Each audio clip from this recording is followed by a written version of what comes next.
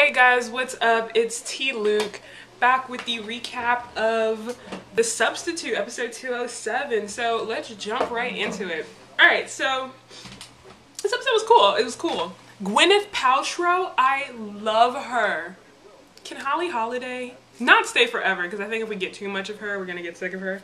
But I want her in and out. Does anybody else want that? I just want her to come in. BK Chenoweth, just pop in every once in a while. Because Holly Holiday made my life. The moment she slid across the buttered floor, I knew I'd fallen in love. I love her. And funny, for Gwyneth Paltrow to come off supposedly so cold, and you know, I was surprised that she took on a role in which she had to be just completely ridiculous. So, you know, I think that kind of breaks a little bit of her little stereotype. Everybody thinks she's so cold and whatever. I like her. I like Gwyneth Paltrow, alright? So, I was definitely on that. Now, her storyline was, this episode was kind of almost just a, you know, kind of just a there episode. It didn't really focus on anything too hardcore. You know, like the students, they weren't, finally for once, they weren't having relationship problems or nothing. Which I think every once in a while, it's cool to take a break from that. Because, you know, this fandom has been getting a little crazy lately. Okay, no, I'm serious. You know, I tumble. I do a couple of those Glee blogs and stuff. You know, and the battle between shippers is ridiculous. It's getting hardcore. Blood is being spilt. Virtual blood is being spilt. How does that even happen? That's my only complaint, but you know, whatever, to each their own. Everybody deals with shows the way they want to, so. Some little points I'd like to throw out. Artie being Gangsta Ghetto is my one true pairing. I know people get sick of it, but I think anytime any of these, because remember, they're a suburban Ohio school. They're not really, none of them are really gangsta, to be honest. None of them are. So when, the closest thing to gangsta, I think, comes in the form of Santana, which I'm not talking about. But I love when all of them have their little get 'em. Artie is the queen. Even though I hate him, he is the king. I'm hating him right now because of douchier reasons in the past. He is the king of the little ghetto. When she slid across the butter, oh, what the hell, Gigantor. We trying to switch names. Yeah, I love it when he says stuff like that. In fact, I'm gonna need somebody to send me a GIF, a GIF, I don't know how that's pronounced, of Artie saying, oh, what the hell, with little subtitles, if you wouldn't mind. Or I could find it somewhere, no pressure. So I love that. I love that little quip. Students and their food obsessions. Santana breadsticks, Quinn bacon, Puck waffles, and now Mercedes in the tater tots. I think that's also something a little cute. Like, I really have nothing to talk about this recap because everything was just so kind of well, I do have some real points, but I'll get to those later. Santana jumping, trying to destroy Rachel, talking to her, yelling at her in Spanish was amazing. I want to see more of that. Santana is a loose cannon cop who lives on the edge. If anybody caught where that quote came from, you're amazing. So what else happened this episode? Here's something I'd really like to talk about as the African-American recapper. Here's a little something I'd like to throw up. Mercedes, I sympathize with Mercedes so much, but I don't know, there's a little somethings that kind of had me a little skeptical on her little storyline. First of all, it's cool. Black girls and gay guys go together like peanut butter and jelly. It's true, I have gay guy homeboys because they're amazing. But I did feel Mercedes when, you know, I think it's not so much, you know, jealousy happens, you know, Kurt's finally found somebody who's really like in tune with him. And so he's going to explore that. And every time Darren Criss comes on the screen, I'm just in awe because he's so gorgeous.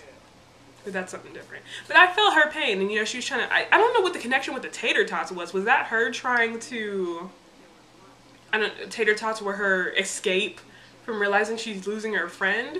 Because I would really hate to that they're just making Mercedes out to be some typical heavy chick, you know what I'm saying? You know what I'm trying to say? So I really hope it's not. And also, Kurt, Mercedes, you tripping. Because that boy Kurt wanted you to get with was the biz. And in fact, I hope, please don't drop that.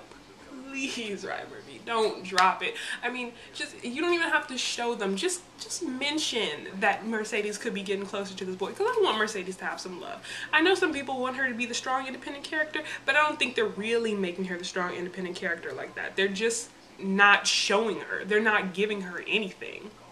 And I would at least like to know that in the background, Mercedes is doing something. She's just having a little fun, you know? So we don't wonder where Mercedes is. Everybody else has got love and life. You haven't established Mercedes of having any other friends. So therefore, I'm gonna need Mercedes to at least have something outside of the Glee Club. So I love that.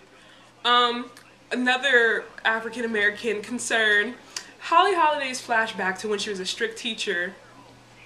Why?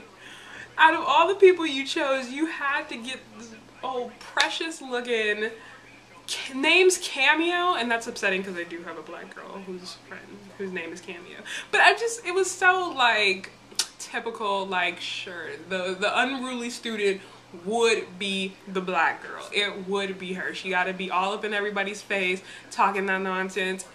I don't know. It's a little bit bothered me. But I mean, I started laughing as soon as she was like, they tried to steal my Air Jordans. That had me rolling. But I don't know. I don't know. That was the only thing that bothered me just a little bit. Let's get on Will. He's a douche. Will's a douche, triple douche, super douche. Get out my face. You are not allowed to have any life other than doing the Glee Club because you suck at real life.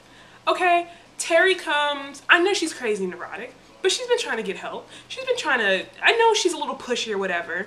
But here's the thing. Here's the thing where no means no. You were sick. She was trying to help you. You treated her like crap. You threw her out. Then when you realized you really needed to get better, then you want to call her up. Being the amazing person Terry is, she came back. So it was getting a little close. It was getting a little hot and heavy. Sure, Terry took the initiative and, you know, tried to start it. But if you really didn't want if you really knew, which he did, that he didn't want anything with Terry, that he was never going to get back with Terry, why the hell would you go with it? Basically because, like he told her straight up, he used her for sex. And I'm hoping if Ryan Murphy, Ian Brennan, and whatever, if you guys bring Terry back, I want it to be a slap in the face. I want Emma to be with Carl and be the biz, and I want Terry to come back with somebody who looks like Gaspard Ulea. You need to look him up if you don't know what he looks like, because he's gorgeous. Okay, that's GASPARDULLIEL. Okay, I want her to come back with somebody who looks like him, so Will can just get slapped in the face, so it could just be like, yes Will, you're a douche, you're a loser, you deserve nobody, die, but don't die, because I still need you to coach the Glee Club. That was a serious rant. Will just got on my nerve today, and I just really had to throw it out there. Even though I don't really take it that serious, like if next episode Will does something amazing, he'll be right back in my good graces, sort of. But, you know, for this episode, you're a douche. Point blank to period. Now, since nothing else really happened in this episode, Sue being principal, it was just funny stuff. Like, I didn't even have anything to say about it. It was just being funny, you know? And actually, I agree with Sue though. You know, schools need to check up on this nutrition because it's getting a little ridiculous. So Sue wasn't technically all bad, but, you know, it was just comedy. She was just hilarious. As far as the musical numbers go, what was the first one? I don't even remember.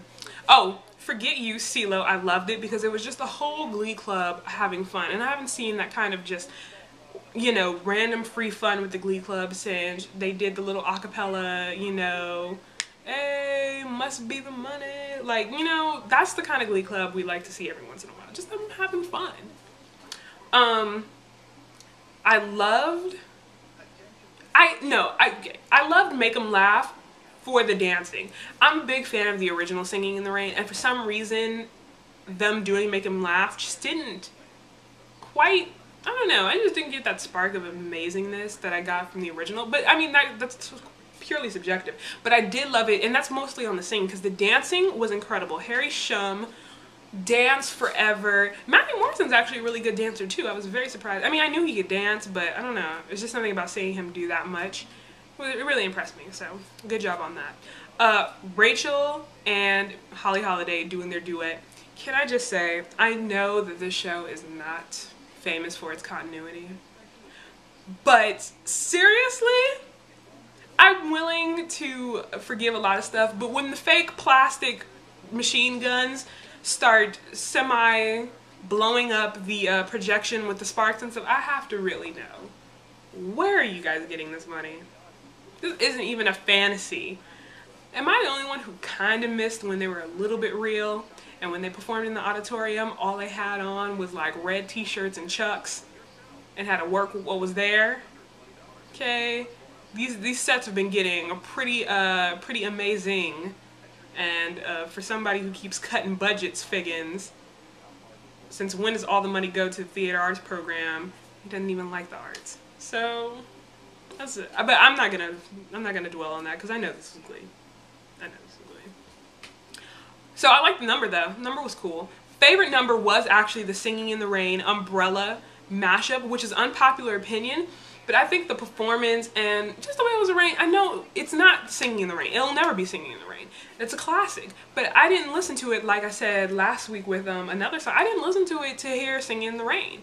I wanted to see what Glee Club would do with it, and I thought the mashup was amazing, and I loved them doing the whole entire umbrella dance in the rain. Everything about that just seemed like if you were there and you were stuck in a set for 11 hours doing a umbrella scene on a stage with mechanical, you know, water and everything, it just seemed amazing, and you could see a lot of work was put into that, so good work to the production team and all that stuff.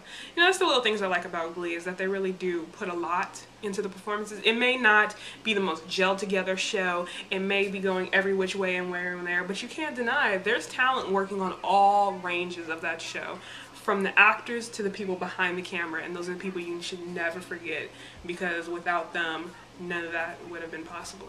So, I love that. I give props to that. Most exciting thing about this episode, in honesty, was next week's promo. Wedding, oh my god, Bert and Carol. Carol looks fierce. She's a badass bitch. Finn and Santana, I'm so excited for that. Let me break it down. I like Finchel. I like Brittana. But in my crack ship world, Finn and Santana make beautiful babies and somehow have this epic journey that you can only find in fan fiction, and I love it. Okay? Everybody's been tripping out about the Sam getting on one knee, supposedly proposing to Quinn. Let's be real. I don't even think Glee is that stupid. He is not proposing to Quinn. I'm pretty sure he's doing something cheesy, trying to ask her to, you know, for the wedding or something. And if anything, I really want that to happen because that brings him back to the adorable geeky Sam from Duets, which I know a lot of people were missing. They think he's been getting a little douchey lately. So maybe that'll bring him all the way back. And I'm excited for it. I heard this is going to be a good episode for Sam. That's what I heard. Alright? And as far as anything else in the trailer, it just looks like an amazing episode. Carol Burnett, hell to the yeah. I'm just excited. I'm just ecstatic. And the set list for that episode, sorry, not for like a sectional, but for that episode, it just looks amazing. Marry You is my joint. Just the Way You Are is my joint. Ohio. Let's get it done. Alright. So, with that being said, that was my recap for The Substitute. I didn't have really too much to say. Hopefully next week will be a long, boisterous one, as usual. So, see you guys later!